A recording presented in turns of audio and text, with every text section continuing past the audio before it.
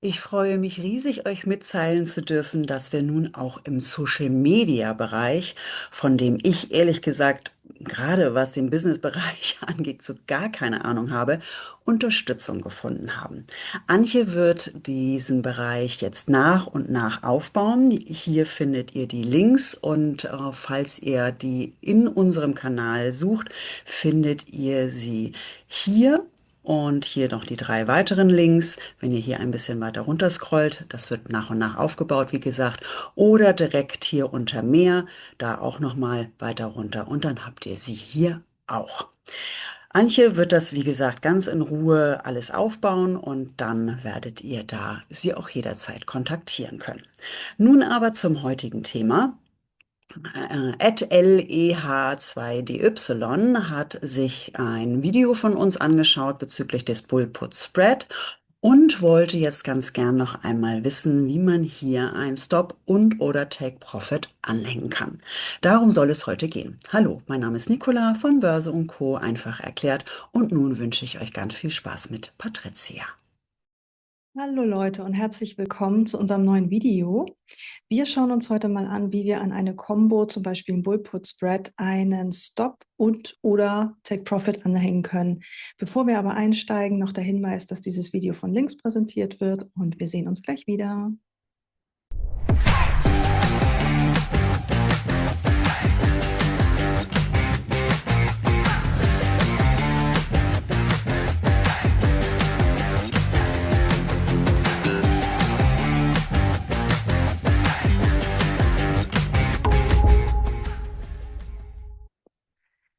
So, um an eine Combo einen Take Profit oder Stop anzuhängen, markieren wir uns einmal diese Combo mit der rechten Maustaste. Ich mache das hier mal an diesem Beispiel des Amazon Bullput.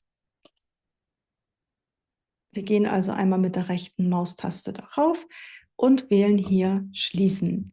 Es öffnet sich die Orderzeile hier und wir können hier in der Typspalte einmal auswählen, um was es sich handeln soll.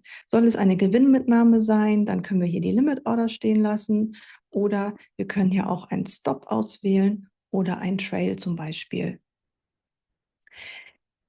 Denkt immer dran, wenn ihr solche Absicherungen macht, dass ihr hier bei der Gültigkeit einmal von Day auf GTC stellt, auf Good Till Cancel, damit die Order entsprechend am Markt bleibt und nicht nach einem Tag rausfliegt. Das ist jetzt der eine Weg. Warum ich hier Schließen wähle, ist hat folgenden Grund. Ups. Wenn wir hier selber die Gegenposition auswählen, kaufen oder verkaufen, dann kann es sein, dass, wenn ihr mehrere Kontrakte habt, also meinetwegen 3 Kontrakte habt ihr laufen oder bei einer Aktie hat man ja auch gerne mal 100 Stück, dann kann das sein, dass in dem Mengenfeld hier die Menge nicht richtig automatisch mitgezogen wird. Das müsstet ihr dann manuell einmal anpassen. Das ist zwar kein Problem, da muss man nur dran denken. Genau, und der zweite Vorteil ist, dass, wenn wir Schließen auswählen, automatisch die richtige Aktion ausgewählt wird, also die richtige Gegenposition aufgemacht wird. Das heißt, wenn wir hier, wie in dem Fall, wir long sind, das erkennt ihr hier an der grünen 1 hier, dann wird automatisch eine Verkaufenposition eröffnet. Insofern habt ihr dann schon mal 2 potenzielle Fehlerquellen ausgemerzt. Deswegen mag ich diese Schließen-Funktion immer ganz gerne. Was machen wir, wenn wir 2 verschiedene Ordertypen wie Take Profit und Stop gleichzeitig anhängen möchten?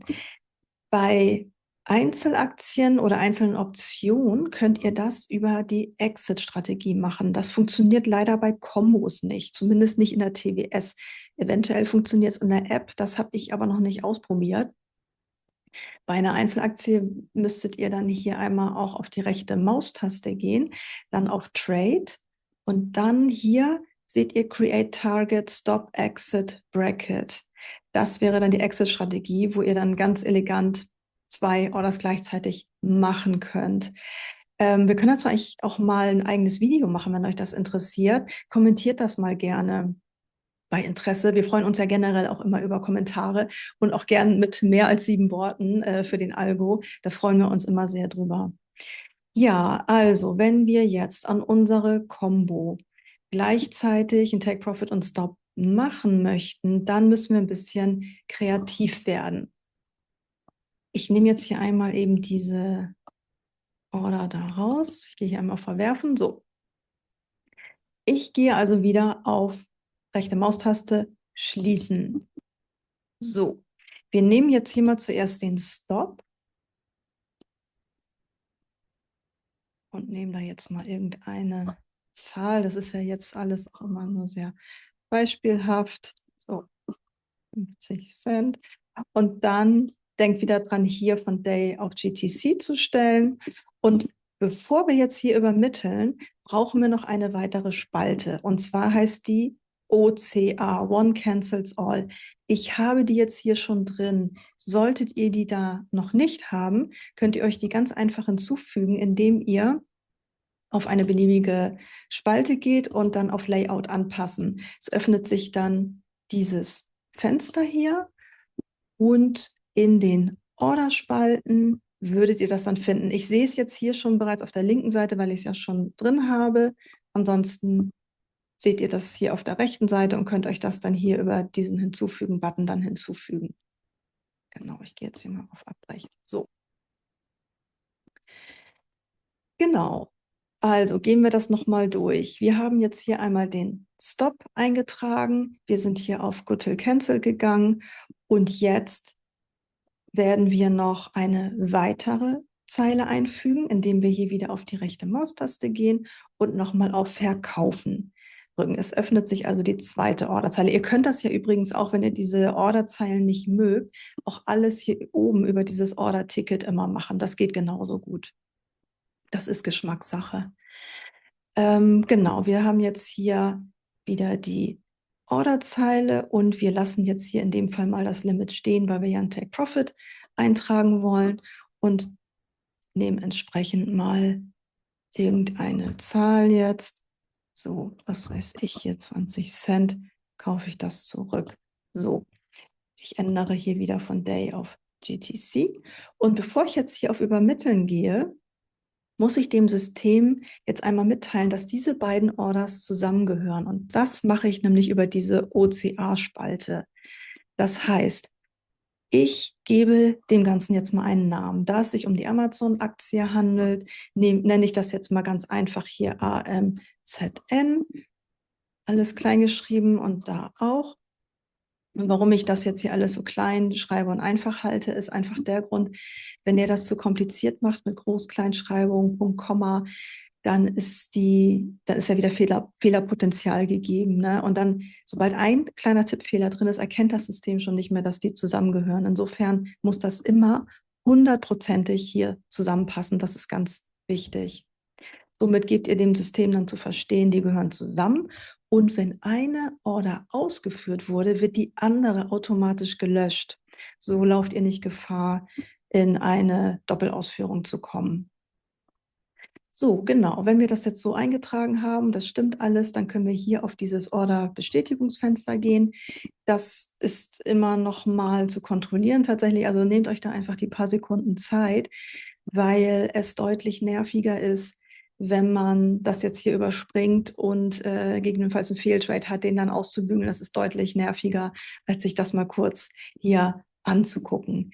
Genau, also ihr könnt dann entsprechend beide Orders übermitteln und habt die dann verknüpft.